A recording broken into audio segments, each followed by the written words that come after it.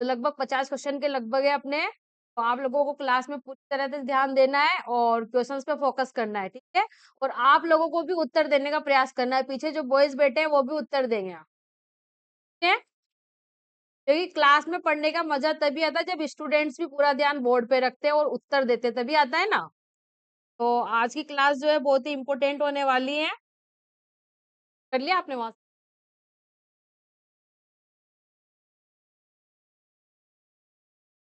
ठीक है, देखते हैं बोर्ड पे और करते हैं क्लास की शुरुआत। देखते हैं हमारा जो फर्स्ट क्वेश्चन है वो क्या है।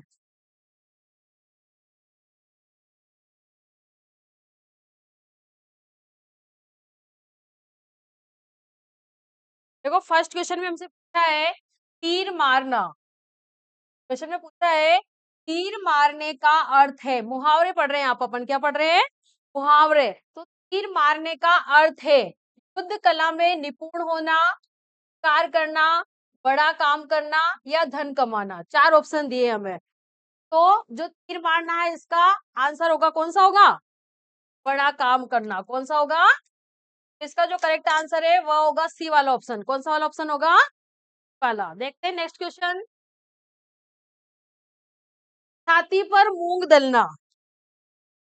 छाती पर मूंग दलना का अर्थ है, यानी कि मुहावरा है कठिन काम करना, बात बात पर लड़ना, कर्जा वसूल करना और पास रहकर दुख देना। तो छाती पर मूंग दलना इसका अर्थ क्या होगा? पास रहकर दुख देना। तो इसका जो करेक्ट आंसर है वो डी वाला होगा। कौन सा होगा? है ना, अपन कहते हैं कि हमारी छाती पे मूंग दल रहा है, कहते हैं बहुत से। तो इसका जो अर्थ होता है वो होता है पास रहकर दुख देना। देखते हैं नेक्स्ट क्वेश्चन। अग्नि परीक्षा देना। अग्नि परीक्षा देना का अर्थ है कठोर तप करना, साहस पूर्वक सामना करना, दृढ़ निश्चय करना और कठिन परिस्थितियों में पढ़ना। चार ऑप्शन दिए। ये जो क्वेश्चन है ये बहुत ही इंपोर्टेंट क्वेश्चन है और ये जो कॉम्पिटिटिव एग्जाम है इनमें पूछे हुए क्वेश्चन है। देखना, हमसे पूछा है मुहावरा, पूछा है अग्नि परीक्षा देना, कि अग्नि परीक्षा देने का जो मुहावरा है इसका अर्थ क्या होता है। तो क्या होता है, अपने चार ऑप्शन पढ़े हैं। तो कठोर कठोर तप करना, साहस पूर्वक सामना करना और दृढ़ निश्चय करना, कठिन परिस्थिति में पढ़ना। तो क्या होगा इसका करेक्ट आंसर? कठिन परिस्थितियों में पढ़ना। अग्नि परीक्षा दी थी ना सीता जी ने, अग्नि परीक्षा। तो कठिन यानी कि हमें जब अग्नि परीक्षा देंगे तो बहुत सारी कठिनाइयों का सामना करना पड़ेगा। देखते हैं नेक्स्ट क्वेश्चन। अगर मगर करना। अगर मगर करना मुहावरे का अर्थ है इधर उधर की बात करना, कपट करना, व्यर्थ समय गंवाना और बहाने बनाना। तो अगर मगर करना इसका जो मुहावरे का अर्थ है वो क्या होगा? नहीं, इसका जो उत्तर होगा वो होगा बहाने बनाना। क्या होगा? बहाने बनाना। मतलब है ना, जैसे किसी को कुछ नहीं आता है तो वो इधर उधर की बातें करता है, ऐसा और वैसा और ये और वो, यानी कि वो इधर उधर क्या करता है? बहाने बनाता है। क्या करता है? अगर ऐसा होता तो वैसा हो जाता। तो इसका जो एग्जिट अर्थ है वो क्या होगा? बहाने बनाना। अगर मगर करना जो मुहावरा है इसका अर्थ होगा बहाने बनाना। क्या होगा? बहाने बनाना। देखते हैं नेक्स्ट क्वेश्चन। नेक्स्ट क्वेश्चन में हमसे पूछा है नाश कर देना। नाश कर देना के लिए मुहावरा है पानी में आग लगाना, पानी पानी होना, पानी फेर देना या पानी भरना। पानी फेर देना। क्या होगा इसका उत्तर? पानी फेर देना, यानी कि जो भी हमने काम किया है उसका क्या कर देना? नाश कर देना। क्या कर देना? नाश कर देना। तो यहाँ पर हमें मुहावरा दिया था नाश कर देना के लिए मुहावरा है, यानी कि यहाँ पर मुहावरा तो क्या है? पानी फेर देना। क्या है मुहावरा? पानी फेर देना। और इसका यहाँ पर हमसे क्या पूछा था? अर्थ का पूछा था। क्या पूछा था? अर्थ का। तो इस प्रकार भी क्वेश्चन पूछा जा सकता है, जैसे मुहावरे का अर्थ भी पूछा सकता है और अर्थ से मुहावरा भी पूछा जा सकता है। तो यहाँ पर नाश कर देना के लिए जो मुहावरा है वो कौन सा है? पानी फेर देना। बहुत ही इंपॉर्टेंट क्वेश्चन है ये। देखते हैं नेक्स्ट क्वेश्चन।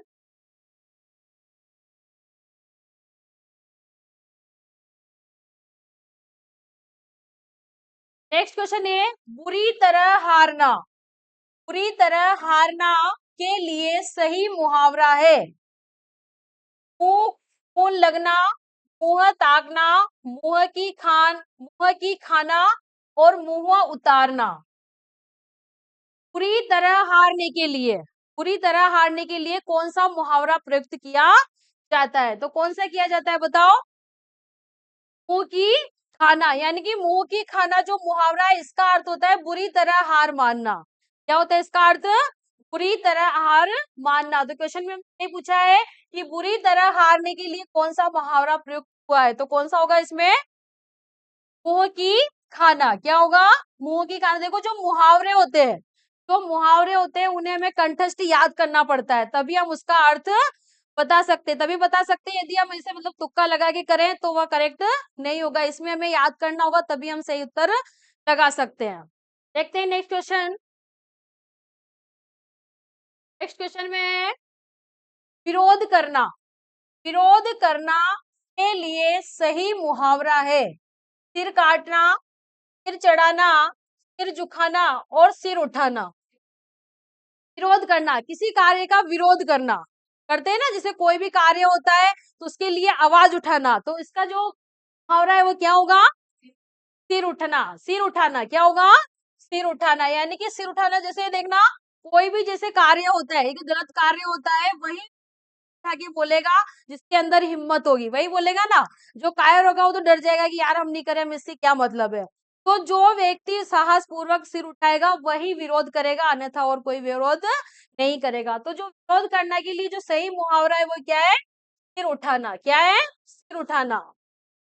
इसका जो करेक्ट आंसर है वो हो जाएगा डी वाला। कौन सा हो जाएगा? डी वाला। देखते हैं नेक्स्ट क्वेश्चन। नेक्स्ट क्वेश्चन में खो देना के लिए सही मुहावरा है। क्वेश्चन में पूछा है खो देना के लिए सही मुहावरा है हाथ मलना, हाथ कटाना, हाथ साफ करना या हाथ धोना। तो खो देना के लिए जो सही मुहावरा है वो क्या होगा बताइएगा? हाथ धोना। क्या होगा? हाथ धोना। हाथ धोने का मतलब होता है खो देना। जैसे कि मुहावरा, जो मुहावरे होते हैं उनका वाक्य में भी प्रयोग होता है। तो यहाँ पर हमसे पूछा है खो देना, यानी कि हमें सब चीजें गवा दी, तो उसका जो मुहावरा है वो क्या होगा? तो क्या होगा? हाथ धोना। यानी कि हमने हाथ धो लिया, यानी कि हमने सब कुछ गवा दिया है। इसका जो करेक्ट आंसर है वो डी वाला ऑप्शन होगा। कौन सा होगा? डी वाला। देखते हैं नेक्स्ट क्वेश्चन। नेक्स्ट क्वेश्चन में पूछा है हमसे समुद्र मंथन करना। क्या है समुद्र मंथन का नाम? का अर्थ है घोर तप करना, दृढ़ प्रतिज्ञा करना, उद्देश्य का प्राप्त करना और कठोर परिश्रम करना। सुना है समुद्र मंथन का नाम? जो समुद्र मंथन था उसमें किसका युद्ध हुआ था? दानवों का और देवताओं का। किसके लिए हुआ था? अमृत कलश के लिए। किसके लिए हुआ था? अमृत कलश के लिए। यदि अमृत पिएंगे तो क्या हो जाएंगे? अमर हो जाएंगे। क्या हो जाएंगे? अमर हो जाएंगे। तो ये देवताओं और दानवों को बहुत भयंकर कठिन परिश्रम करना पड़ा था। क्या करना पड़ा था? कठिन परिश्रम किया तब जाके वह नहीं पाए थे, फिर भी नहीं पाए थे वो। वो जो समुद्र मंथन करना ये वहीं से बना है ये मुहावरा, यानी कि समुद्र मंथन करना। तो इसका अर्थ क्या होगा बताओ? कठोर परिश्रम करना। वहीं से इस मुहावरे की उत्पत्ति हुई है कि समुद्र मंथन करना, इसका जो अर्थ है वह क्या होगा? कठोर परिश्रम करना। यानी कि कठोर परिश्रम करेंगे तभी हमें सफलता प्राप्त होगी। इसका जो करेक्ट आंसर है वो डी वाला ऑप्शन होगा। कौन सा होगा? डी वाला ऑप्शन। देखते हैं नेक्स्ट क्वेश्चन। नेक्स्ट क्वेश्चन है मुंह का निवाला। मुंह का निवाला का अर्थ है स्वादिष्ट एवं प्रियकर, अत्यंत प्रिय, बहुत आसान काम और बहुत कठिन काम। देखो जैसे मान लो अगर अपन को याद नहीं हो मुंह का निवाला तो अपन कौन सा लिखेंगे? कोई सा भी लिख सकते हैं अपन तो। लेकिन जो मुंह का निवाला है इस मुहावरे का अर्थ है क्या है बताइएगा? मुंह का निवाला का अर्थ बताइएगा क्या होगा? बहुत आसान काम। क्या होगा? जैसे हम खाना खाते हैं तो मुंह का निवाला झट से पहुंचता है नहीं पहुंचता है मुंह में, वैसे ही जो मुंह का निवाला है इस मुहावरे का अर्थ होता है बहुत आसान काम, बहुत ही सरल काम। तो इसका जो एग्जिट अर्थ है वह क्या होगा? बहुत आसान काम। तो इसका जो सी वाला ऑप्शन है वह इसका राइट होगा। ठीक है, यहाँ पर अगर ये लिखते हैं हम तो ये भी गलत माना जाएगा, स्वादिष्ट एवं प्रियकर और अत्यंत प्रिय, ये भी गलत है। और बहुत कठिन काम करना, ये भी गलत है। इसका जो करेक्ट आंसर है वह है बहुत आसान काम। यदि हमसे पूछता कि मुंह का निवाला कैसा लगता है, फिर अपन कौन सा लिख देते? फर्स्ट वाला। कौन सा लिखते हैं? फर्स्ट वाला। लेकिन हमसे यहाँ पे से पूछा है कि मुंह का निवाला जो मुहावरा है, इसका अर्थ क्या होता है? इसका अर्थ क्या होता है? बहुत आसान काम होता है। क्या होता है इसका अर्थ? बहुत आसान काम। देखते हैं नेक्स्ट क्वेश्चन। नेक्स्ट क्वेश्चन है टांग अड़ाना। क्वेश्चन में पूछा है टांग अड़ाना मुहावरे का अर्थ पूछा है। बदनाम करना, बिना कारण लड़ना, गलत काम करना या अवरोध पैदा करना। वो कहते हैं ना कि उसने टांग अड़ा दी, सुना होगा। मतलब जो मुहावरे होते हैं उनको अपन आम बोलचाल की भाषा में भी बोलते हैं, बोलते नहीं बोलते हैं, लेकिन हमें पता नहीं होता है कि ये एक मुहावरा है। पता होता है क्या? नहीं होता है। अपन कई बार कह देते हैं कि ये मेरे बीच में टांग अड़ा रहा है, कहते नहीं कहते हैं? तो टांग अड़ाना एक मुहावरा है। क्या है? मुहावरा है। और टांग अड़ाने का जो अर्थ है वो होता है अवरोध पैदा करना। क्या होता है? अवरोध पैदा करना है। यानी कि हम कुछ काम करते हैं, यानी कि हम कुछ काम करते हैं, नया काम करते हैं, तो लोग उसमें क्या करते हैं? टांग अड़ाते हैं बीच में। क्या करते हैं? यानी कि उस काम को करने के लिए, हमें असफल होने के लिए करते हैं बीच बीच में। मतलब कोई अपनी निंदा भी करेगा, कोई बुराई भी करेगा और कोई बड़ाई भी करेगा, तो लोग बीच में क्या करते हैं? टांग अड़ाते हैं। क्या करते हैं? टांग अड़ाते हैं। इसका जो अर्थ होगा वो होगा अवरोध पैदा करना। क्या होगा? बहुत ही इंपॉर्टेंट मुहावरा है ये। देखते हैं नेक्स्ट क्वेश्चन। नेक्स्ट क्वेश्चन पे है जुबान पर। यहाँ पर जुबान है, जुबान पर लगाम न होना का अर्थ है स्पष्टवादी होना, अनावश्यक रूप से स्पष्टवादी होना, सदैव कठोर वचन कहना, सर्वत्र अपनी वाग्मिकता दिखाना। तो यहाँ पर जुबान पर लगाम न होना, कहते हैं ना इसकी जुबान पर लगाम नहीं है, ये कुछ भी बोल देता है। तो इसका जो एग्जिट अर्थ है इन चार ऑप्शन में से देखना हमें कि क्या होगा। तो यहाँ पे चार ऑप्शन हमने पढ़ लिए हैं ध्यान पूर्वक, तो देखते हैं इसका जो करेक्ट आंसर है वो क्या होता है। इसका जो करेक्ट आंसर होता है वो होगा अनावश्यक रूप से स्पष्टवादी होना। यानी कि जहां पर आवश्यकता न हो वहां पर भी शब्दों को बोल देना, यानी कि इसकी जुबान पर लगाम नहीं, यानी कि इसको पता ही नहीं रहता है कि ये क्या बोलता है। इसका अर्थ क्या होगा? अनावश्यक रूप से, यानी कि जहां पर आवश्यकता नहीं है। अनावश्यक का मतलब ये होता है जहां पर आवश्यकता नहीं है वहां पर भी बोलना, यानी कि इसकी जुबान पर लगाम नहीं है। इसका जो करेक्ट आंसर है वह क्या होगा? अनावश्यक रूप स्पष्टवादी होना। क्या होगा इसका करेक्ट आंसर? बी वाला। कौन सा होगा? बी वाला। बहुत ही इंपॉर्टेंट है ये भी। देखते हैं नेक्स्ट क्वेश्चन। नेक्स्ट क्वेश्चन में हमसे पूछा है काम काज में कोरा होना का अर्थ है काम न करना, काम समाप्त करना, काम पूरा न करना और काम न जानना।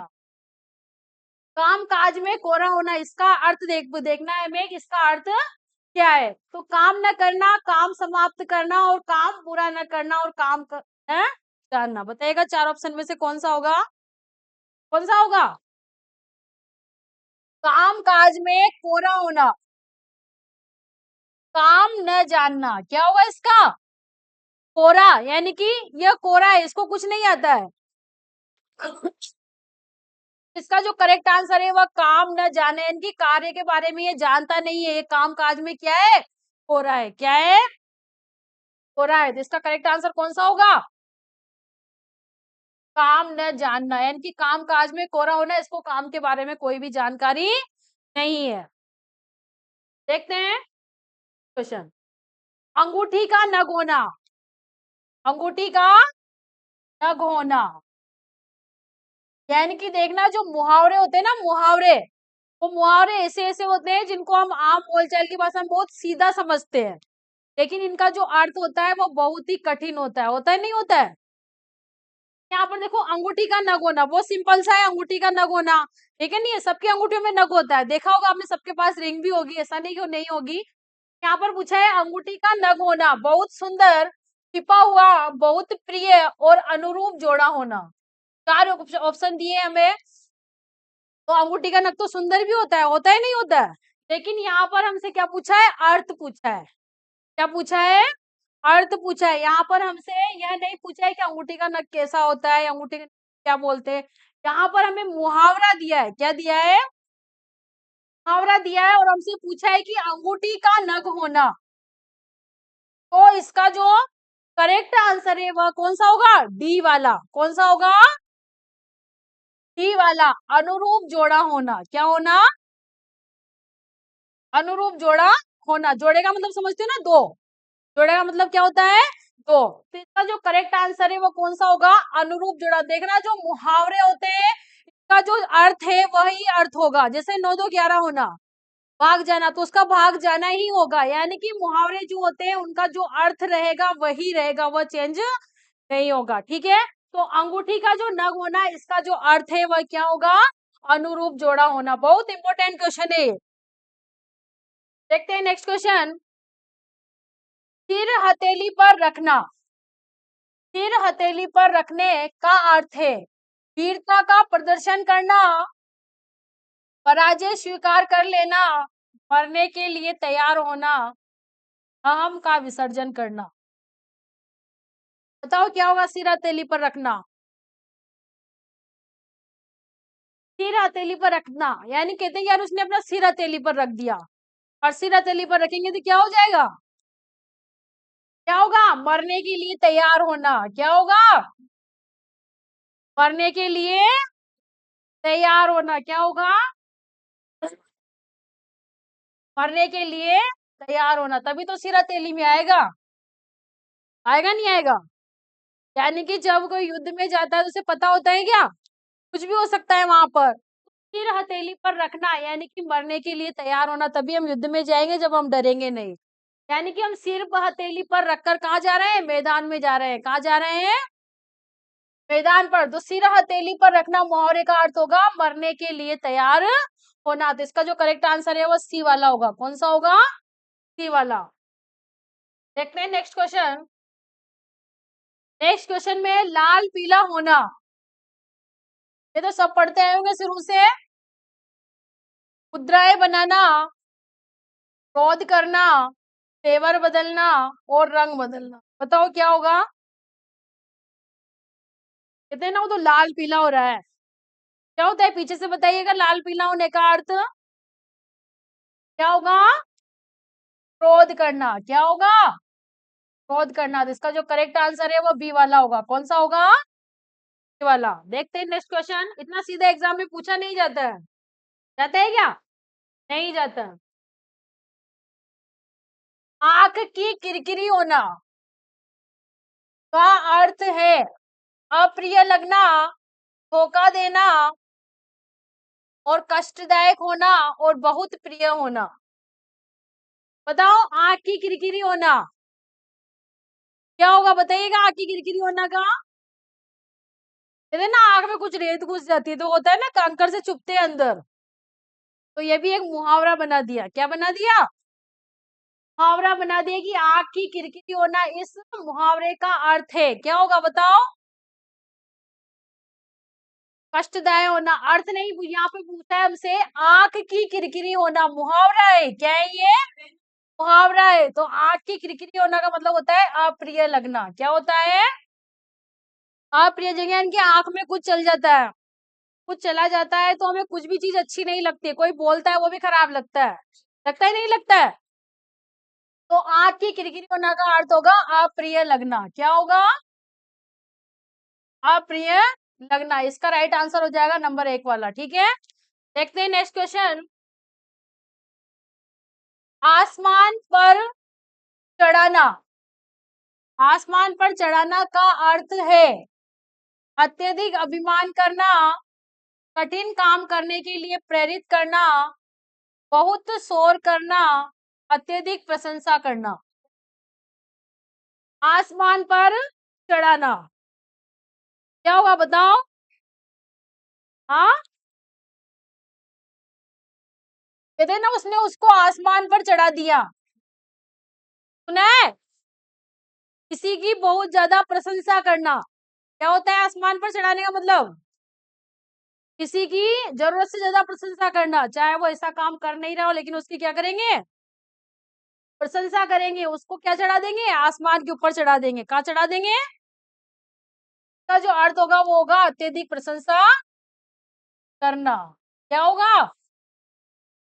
अत्यधिक प्रशंसा करना। तो इसका जो करेक्ट आंसर है वो डी वाला होगा। कौन सा होगा? डी वाला। देखते हैं नेक्स्ट क्वेश्चन।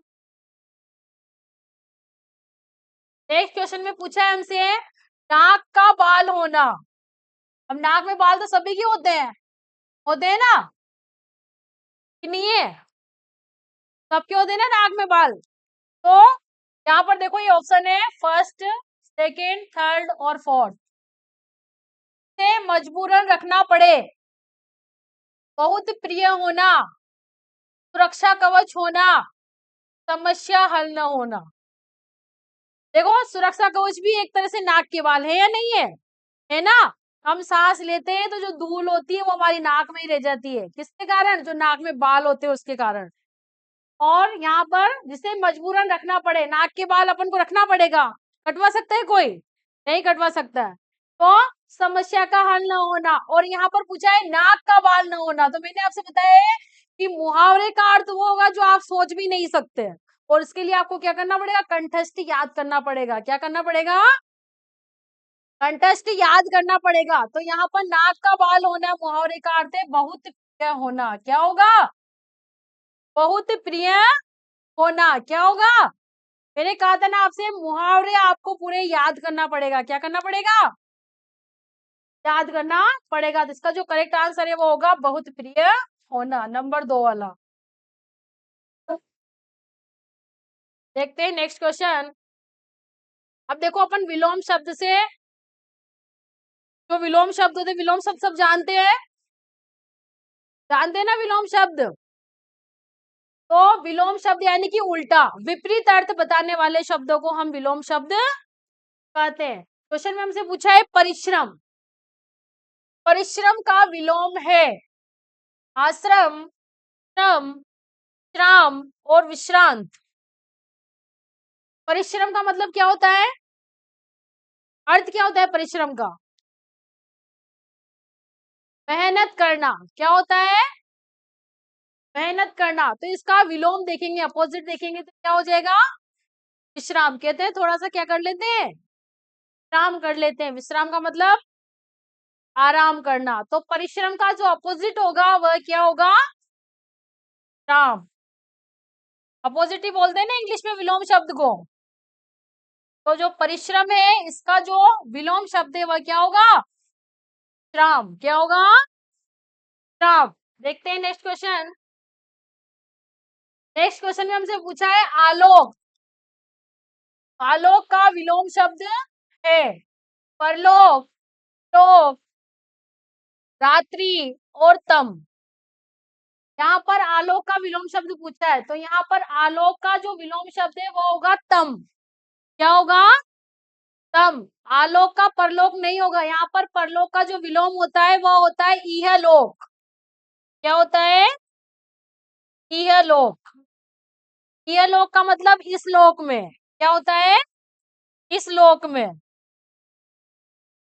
संसार में, इस जगत में। और परलोक का मतलब होता है दूसरे लोक में। परलोक का मतलब होता है दूसरे लोक में। तो इसमें देखो आलोक का विलोम पूछा है हमसे। क्या पूछा है? आलोक का विलोम पूछा है, तो आलोक का यहाँ पर होगा तम। क्या होगा? तम। तम का मतलब होता है अंधकार। क्या होता है? अंधकार। देखते हैं नेक्स्ट क्वेश्चन। औचित्य। औचित्य का विलोम शब्द है तय, अचिंत्य, अनौचित्य, इनमें से कोई नहीं। इनमें से कोई नहीं। ये मिसप्रिंट हो गया होगा थोड़ा यहाँ। बताओ क्या होगा औचित्य का विलोम शब्द? क्या होगा? अनौचित्य। क्या होगा? तो कोई भी बता सकता है ना? और चिंते का पूछ लेंगे तो क्या लिखेंगे? अचिंत्य। और अचिंत्य का पूछ लिया तो चिंत्य। तो औचित्य का जो विलोम शब्द है वो क्या होगा? अनौचित्य। इसका करेक्ट आंसर होगा अनौचित्य। क्या होगा? अनौचित्य। देखते हैं नेक्स्ट क्वेश्चन। नेक्स्ट क्वेश्चन में पूछा है हमसे, इनमें से कौन सा शब्द शुक्ल का विलोम है? काला, कृष्ण, असित और श्यामल। तो बताओ क्या होगा? कहते हैं ना शुक्ल पक्ष कृष्ण पक्ष, आता है ना हिंदी महीनों में। तो शुक्ल है, शुक्ल का विलोम क्या होगा? कृष्ण। क्या होगा? कृष्ण का जो करेक्ट आंसर हो जाएगा वो होगा कृष्ण। और कृष्ण का अर्थ काला भी होता है ना। भगवान कैसे थे? काले थे। तो यहाँ पर हमसे शुक्ल का पूछा है, तो शुक्ल का जो विलोम है वो क्या लिखेंगे हम? कृष्ण। क्या लिखेंगे? कृष्ण। तो इसका करेक्ट आंसर क्या होगा? कृष्ण। शीतल, शीतल का विलोम शब्द है दाहक या उष्ण, पावक, चायक और भक्षक। बताओ शीतल का विलोम शब्द क्या होगा? कहते हैं ना ये जल बहुत शीतल है। शीतल का मतलब क्या होता है? अर्थ क्या होता है शीतल का?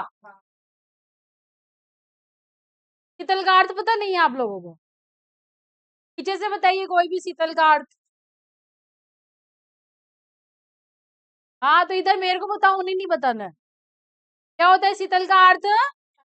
ठंडा। क्या होता है? ठंडा। तो शीतल का जो विलोम है वह क्या होगा? पावक होगा। दाहक या उष्ण, उष्ण का मतलब क्या होता है? गर्म। और दाहक का मतलब भी गर्म होता है। इसका जो करेक्ट आंसर है वो क्या होगा? तो इतना सा पता नहीं है यार शीतल का विलोम क्या होता है। शीतल का अर्थ ही पता नहीं है। आप तो एक दूसरे को बता रहे थे, तो मेरे को बताओ, मुझे नहीं है पता। हाँ तो मुझे बताओ, इसका जो करेक्ट आंसर है वो क्या होगा? बताइएगा क्या होगा? दाहक या उष्ण। पावक तो अग्नि को बोलते हैं। किसको बोलते हैं? देखते हैं नेक्स्ट क्वेश्चन। दास पर्यायवाची शब्द है। क्या है? पर्यायवाची शब्द समझते हो ना? तो दास का पूछा है हमसे, दास किसका पर्यायवाची है? सेवक, नायक और इनमें से कोई नहीं।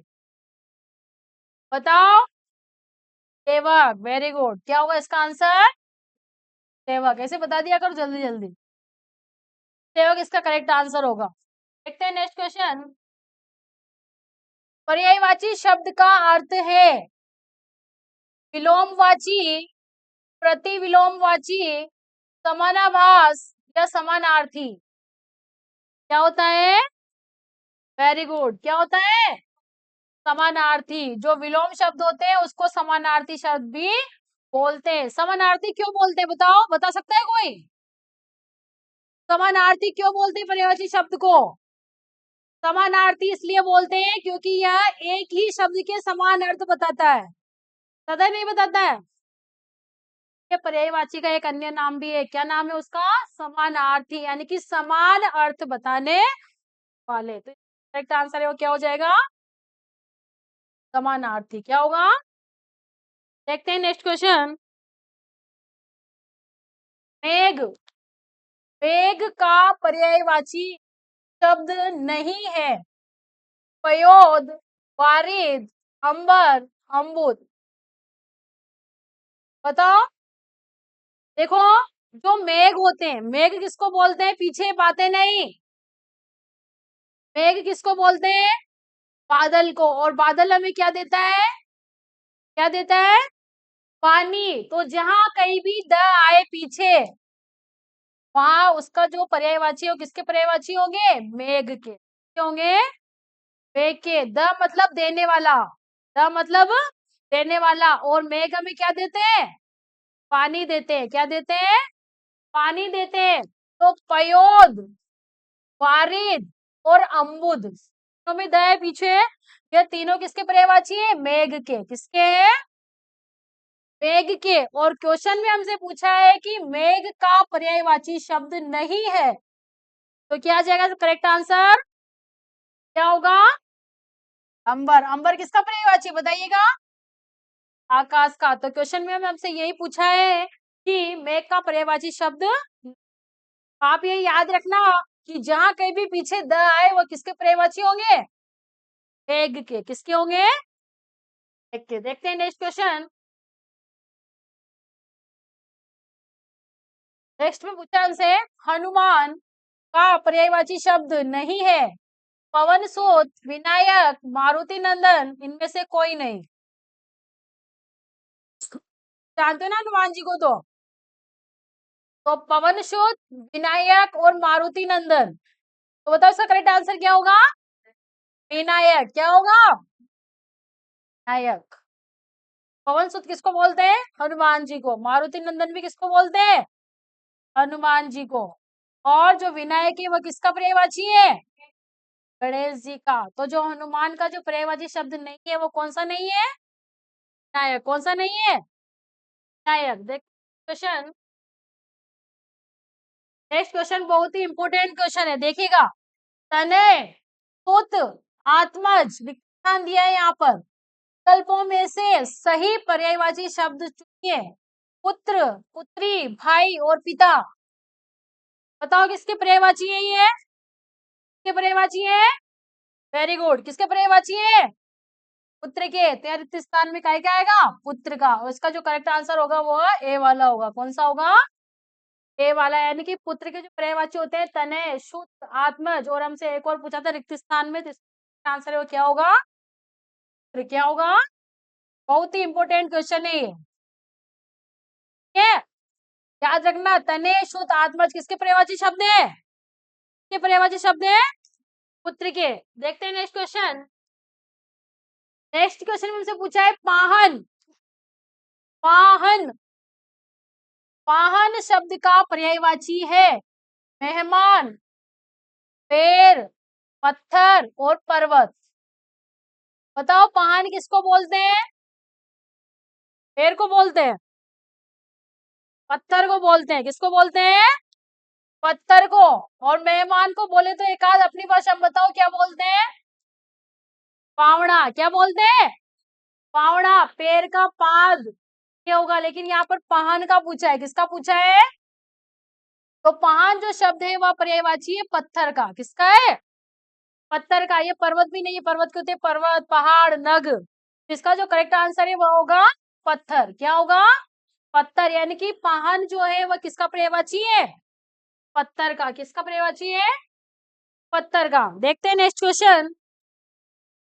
आकाश में, आकाश में चंद्रमा चमक रहा है, रेखांकित शब्द का पर्यायवाची नहीं है। अब यार रेखांकित तो कुछ हो ही नहीं रहा। क्यों रहा ना? मैं कर देती हूँ यहाँ पर, ये आकाश पे कर दिया। ठीक है, हिंट हो गया होगा थोड़ा। ये आकाश के नीचे क्या हो रही है? अंडरलाइन। ऐसे क्वेश्चन पूछे जाते हैं एग्जाम में, पूछते हैं ना, पूछे जाते हैं। ऐसे अंडरलाइन दे दी जाती है और क्वेश्चन पूछा जाता है हमसे। तो यहाँ पर क्या है? आकाश पे अंडरलाइन है। क्या है? देखो, आकाश में चंद्रमा चमक रहा है, ये पूरा एक वाक्य है। कौन से टेंस में वाक्य पढ़ा है ना सर ने? टेंस पढ़ा है। हाँ, प्रेजेंट सिंपल में है। प्रेजेंट सिंपल में ताए ती आता है पीछे। प्रेजेंट कंटिन्यूस कौन सा है? आकाश में चंद्रमा चमक रहा है। आकाश में चमकता है ना चंद्रमा, पृथ्वी पर तो नहीं देखा किसी ने। तो आकाश में चंद्रमा चमक रहा है, यहाँ पर आकाश के नीचे रेखांकित है। रेखांकित शब्द का पर्यायवाची नहीं है। व्योम, गगन, रसाल और नभ। बताओ। रसाल। Very good. क्या होगा इसका आंसर? रसाल। क्या होता है रसाल का मीनिंग? रसाल तो बता दिया, बताओ इसका रसाल का मतलब क्या होता है? आम। Very good. क्या होता है? रसाल किसका पर्यायवाची है? आम का। किसका पर्यायवाची है? और क्वेश्चन में हमसे यही पूछा है कि रेखांकित शब्द का पर्यायवाची नहीं है। यानी कि आकाश को हम व्योम भी बोलते हैं, गगन भी बोलते हैं और नभ भी बोलते हैं।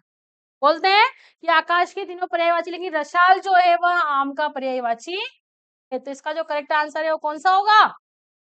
कौन सा होगा? सी वाला। कौन सा होगा? सी वाला, रसाल। ठीक है, देखते हैं नेक्स्ट क्वेश्चन। स्वच्छ। स्वच्छ का पर्यायवाची शब्द है पंकिल, नीरज, नीरद और निर्मल। कहते हैं ना ये बहुत स्वच्छ है, यानी कैसा है ये? निर्मल। इसका जो करेक्ट आंसर है वो क्या होगा? निर्मल। क्या होगा? निर्मल। देखते हैं नेक्स्ट क्वेश्चन। अब देखो संधि पढ़ी थी अपन ने, पढ़ी थी ना? तो आज आप लोग ही बताओगे संधि के उत्तर, पीछे वाले बॉयज। पढ़ी थी ना संधि, एक दिन और क्लास हुई थी। ठीक है, आप क्लास में थे? नहीं थे? नहीं थे, फिर भी देख लेना। देखो क्वेश्चन में हमसे पूछा है महोषधि। महोषधि में कौन सी संधि है? कौन सी है? वृद्धि है। कौन सी है? वृद्धि है। कोई मुझे इसका संधि विच्छेद बता सकता है क्या? क्या है इसका संधि विच्छेद? वहां प्लस औषधि। तो जो नहीं आए थे क्लास में वो ध्यान रखना, देखना जहां कहीं भी आपको औ की मात्रा दिखे डबल वाली है, इसमें डबल वाली मात्रा, वहां पर कौन सी संधि होती है? वृद्धि संधि होती है। कौन सी संधि होती है? वृद्धि संधि होती है। तो याद रखना महोषधि में कौन सी संधि है? कौन सी संधि है? वृद्धि संधि। तो याद रखना जहां कहीं भी आपको औरत वाला की मात्रा दिखे वहां पर कौन सी संधि होगी? वृद्धि संधि। जैसे देखना महोज, कौन सी संधि है इसमें? कौन सी है बताओ? वृद्धि संधि। जैसे वनौषधि, कौन सी होगी? वृद्धि संधि। कौन सी होगी? वृद्धि संधि। तो याद रखना ये। शयन। शयन शब्द का विभाजन कीजिए। शयन शब्द का विभाजन, संधि का विभाजन करना है। स प्लस अयन, स प्लस यन, स प्लस अयन, से प्लस अन और स प्लस न। बताओ क्या होगा इसका करेक्ट आंसर? कौन सा वाला होगा? हाँ, दूसरा वाला होगा? तीसरा वाला होगा? कौन सा होगा? तीसरा वाला। यहाँ पर देखो से प्लस अन, यहाँ पर ए किसमें परिवर्तित होगा? अय में। किसमें परिवर्तित होगा? कौन सी संधि है बताओ? बताया था ना उस दिन। कौन सी संधि बताओ? शयन में नहीं है यण संधि। कौन सी संधि है? अयादि संधि है। अय, आए, औ, आओ। बताए थे ना 4 शब्द, भूल गए इतनी जल्दी? एग्जाम तक कैसे याद रहेगा? शयन शब्द का संधि विभाजन पूछा है हमसे, तो क्या होगा? से प्लस अन। क्या होगा? यहाँ पर अय, आए, औ, आओ होता है, वहां पर अयादि संधि होती है। कौन सी संधि होती है? अयादि संधि होती है। तो शयन में क्या बन रहा है बताओ? अय निकल रहा है, नहीं निकल रहा है? यहाँ पर देखो, जो नहीं आए थे वो बच्चे ध्यान देना। जो संधि होती है उसमें जो प्रथम शब्द होता है उसका अंतिम स्वर देखा जाता है। क्या देखा जाता है? प्रथम शब्द का अंतिम स्वर देखा जाता है और द्वितीय शब्द का प्रथम स्वर देखा जाता है। तो देखना जब इन दोनों का मेल होता है, जैसे यहाँ पर क्या है स्वर, ये वाला, ये ना सिंगल वाला है, सॉरी कौन सा है? एक मात्रा वाला। ये नीचे आगे इनको जगाओ इनको। और यहाँ पर है तो यहाँ पर जो ए है वह किसमें परिवर्तित हो गया? अय में। किसमें परिवर्तित हो गया? अय में। तो आप एक बात ध्यान रखना कि जो संधि होती है उसमें प्रथम शब्द का अंतिम स्वर और द्वितीय शब्द का प्रथम स्वर से जो परिवर्तन होता है तो हम क्या कहते हैं? संधि कहते हैं। क्या कहते हैं? संधि। वही संधि होती है। यहाँ पर भी देखना से प्लस अन, देखो यहाँ से और यहाँ से जो परिवर्तन होता है वही संधि कहलाती है। और आगे के जो शब्द होते हैं उनसे कोई इनका मतलब नहीं होता है। यानी कि इन प्रथम शब्द के अंतिम स्वर से और द्वितीय शब्द के प्रथम स्वर से जो परिवर्तन होता है वही संधि कहलाती है। तो शयन में कौन सी संधि है, अगर संधि का नाम पूछते हैं तो अयादि संधि, और इसका जो करेक्ट आंसर है वो होगा से प्लस अन। ठीक है, अब याद रखना, भूलना मत। देखते हैं नेक्स्ट क्वेश्चन। नेक्स्ट क्वेश्चन में पूछा है महा प्लस इंद्र संधि का कौन सा प्रकार है। महा प्लस इंद्र, बताओ इसका जो पहले, महा प्लस इंद्र से क्या बनेगा बताओ। पूर्ण संधि तो बनेगी, लेकिन पूर्ण शब्द क्या बनेगा, महेंद्र। क्या बनेगा, महेंद्र। अब महेंद्र कैसे लिखते हैं, ऐसे, ऐसे लिखते हैं ना महेंद्र, सही तो लिखा ना मैंने, महेंद्र ऐसे लिखते हैं। देखते हैं पीछे वाले बॉयज, देखना यहाँ पर संधि विच्छेद हुआ है महा प्लस इंद्र। देखना यहाँ से जो प्रथम शब्द है इसका अंतिम स्वर निकालेंगे तो क्या निकलता है, आ। क्या निकलता है, आ। और द्वितीय शब्द का प्रथम स्वर निकालते हैं तो क्या निकलता है, ई। और जब इन दोनों को मिलाएंगे तो क्या बनेगा, ए। और इसी में जो एक ही मात्रा लग रही है, लग रही है नहीं लग रही है। तो जहां कहीं भी आपको एक ही मात्रा दिखे वहां पर कौन सी संधि होती है, कौन सी संधि होती है, कौन सी होती है, वृद्धि की भी आवाज आ रही है मुझे। कौन सी संधि होती है, पूर्ण संधि। कौन संधि होती है, पूर्ण संधि। देखना जैसे रमेश, दिनेश, गणेश, इन सब में कौन सी संधि होगी, पूर्ण संधि। कौन संधि होगी, पूर्ण संधि। जहां कहीं भी आपको ऐसी वाली एक मात्रा दिखा है उसमें 100% कौन सी संधि होगी, पूर्ण संधि होगी। तो महा प्लस इंद्र यानी कि बनता है पूर्ण शब्द महेंद्र। क्या बनता है, महेंद्र। क्या बनता है, क्या बनता है, महेंद्र। तो महेंद्र जो है वह कौन सी संधि का उदाहरण है, कौन सी संधि का उदाहरण है, प्रकार पूछा है यहाँ पर, तो कौन सी संधि आएगी इसमें, पूर्ण संधि। यदि आपसे रमेश का पूछ लिया जाए, दिनेश का पूछ लिया जाए, गणेश का पूछ लिया जाए तो कौन संधि लिखोगे, पूर्ण संधि। देखते हैं नेक्स्ट क्वेश्चन।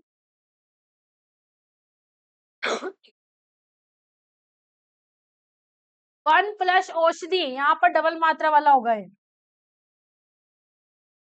वन प्लस औषधि संधि विच्छेद, न जाने कहां से आ गया इसमें।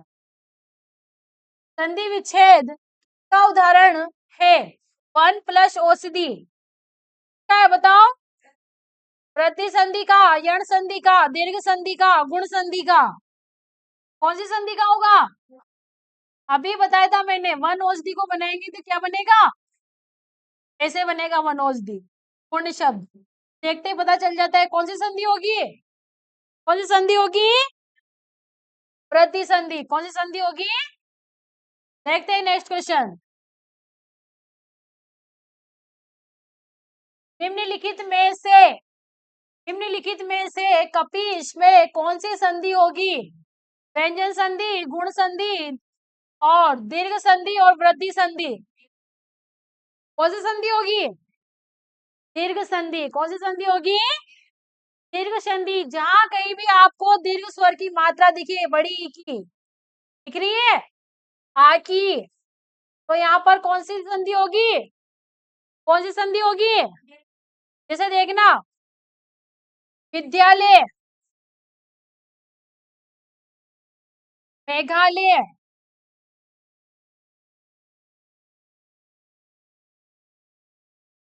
नदीश, कविंद्र, रविंद्र। दिख रही है यहाँ पर दीर्घ स्वर की मात्रा, दिख रही है क्या, यहाँ पर कौन संधि होगी, दीर्घ संधि। जहां कहीं भी आपको आ की और बड़ी ई की मात्रा दिखे वहां पर कौन सी संधि होती है, दीर्घ संधि। कौन संधि होती है, दीर्घ संधि। और हमसे पूछा है कपीस की, तो कपीस में बड़ी की मात्रा लग रही है, लग रही है ना। लघु और दीर्घ तो जानते होंगे सभी, लघु का मतलब होता है छोटा और दीर्घ का मतलब बड़ा।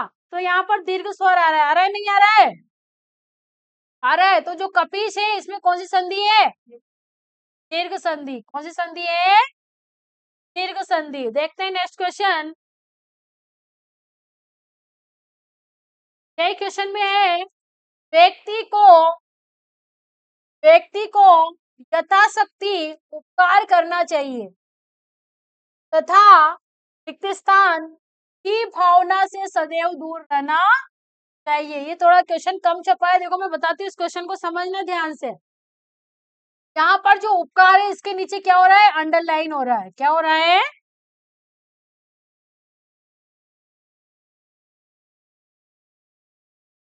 यहाँ पर उपकार के नीचे अंडरलाइन है। क्या है? अंडरलाइन है। और इसका हमें विलोम शब्द बताना है। क्या बताना है? विलोम शब्द। तो व्यक्ति को यथाशक्ति, यानी कि जब तक उसमें शक्ति होती है तब तक उसे क्या करता रहना चाहिए? उपकार करते रहना चाहिए तथा अपकार की भावना से हमें दूर रहना चाहिए। तो उपकार का जो अपोजिट होगा, यहाँ पर चार ऑप्शन दिए, विकार, अपकार, प्रत्युपकार और उपचार। बताओ क्या होगा इसका करेक्ट आंसर? अपकार। उपकार यानी कि दूसरों के लिए हमें अच्छे कार्य करना चाहिए। तो इसका अपोजिट पूछा है, तो इसका अपोजिट क्या हो जाएगा? अपकार। क्या हो जाएगा? अपकार। यहाँ पर देखो, यहाँ पर ये था कि रेखांकित, क्वेश्चन पूरा करती हूँ मैं, देखना। रेखांकित पद, क्या बोल दो, शब्द का विलोम शब्द लिखना है अपन को। क्या लिखना है? विलोम। ये है इसका पूरा क्वेश्चन। तो यहाँ पर क्या आ जाएगा करेक्ट आंसर इसका? अपकार। क्या आ जाएगा? अपकार। तो जो नंबर 2 वाला ऑप्शन है वो इसका सही होगा। देखते हैं नेक्स्ट क्वेश्चन। ऋणात्मक। ऋणात्मक का विलोम शब्द है धनात्मक, ऋणात्मक, मानात्मक और अनात्मक। बताओ क्या होगा? धनात्मक। क्या होगा? क्या ऋणात्मक सही लिख रहा है क्या? गलत है ना ये? लेकिन हमसे यहाँ पर पूछा है ऋणात्मक। ऋणात्मक ये वाला सही है, ऊपर वाला सही है ना? ऋणात्मक का विलोम शब्द है। तो आपको, अपन को क्या देखना है? अपना आंसर देखना है। अपन को क्या देखना है? अपना आंसर देखना है। तो जो ऋणात्मक, ऋणात्मक, धनात्मक सुना हुआ ना, साइंस में आता है। साइंस में आता है, मैथ्स में आता है? मैथ्स में आता है। किस में आता है? मैथ्स में। ऋणात्मक, धनात्मक। तो इसका क्या हो जाए करेक्ट आंसर? ऋणात्मक का मतलब क्या होता है? माइनस होता है, प्लस होता है? हाँ, माइनस होता है, प्लस होता है? आप ही कंफ्यूज हो रहे हो। ऋणात्मक का पूछा है माइनस और धनात्मक का प्लस। तो ऋणात्मक का जो विलोम शब्द है वो क्या होगा? क्या होगा? धनात्मक। देखते हैं नेक्स्ट क्वेश्चन। तार। तार का विलोम शब्द है लघु, छोटा, सूक्ष्म और संक्षेप। देखो क्वेश्चन में आता है, जैसे मान लिया पूछ लिया हल्दी घाटी का विस्तार पूर्वक वर्णन की। क्वेश्चन में पढ़ा होगा ना आपने। तो विस्तार, विस्तार यानी कि बड़ा रूप। क्या होता है विस्तार का मतलब? बड़ा रूप। और पूछ लेते हैं हल्दी घाटी का संक्षिप्त वर्णन कीजिए। आता था ना पहले, अपन जब छोटी क्लास में पढ़ते थे। तो संक्षिप्त का मतलब होता है छोटा रूप। क्या होता है? छोटा रूप। तो यहाँ पर हमसे पूछा है विस्तार का विलोम। क्या पूछा है? विस्तार का। तो विस्तार का जो विलोम है वो क्या होगा? संक्षेप। क्या होगा? संक्षेप। देखते हैं नेक्स्ट क्वेश्चन।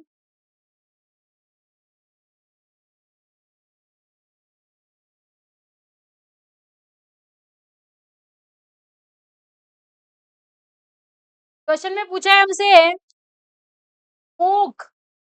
मूक का विलोम शब्द है हास, चाप, घोण और वाचाल। कहते हैं ना, तो मूक है मूक। मूक का मतलब क्या होता है? हाँ, मूक प्राणी।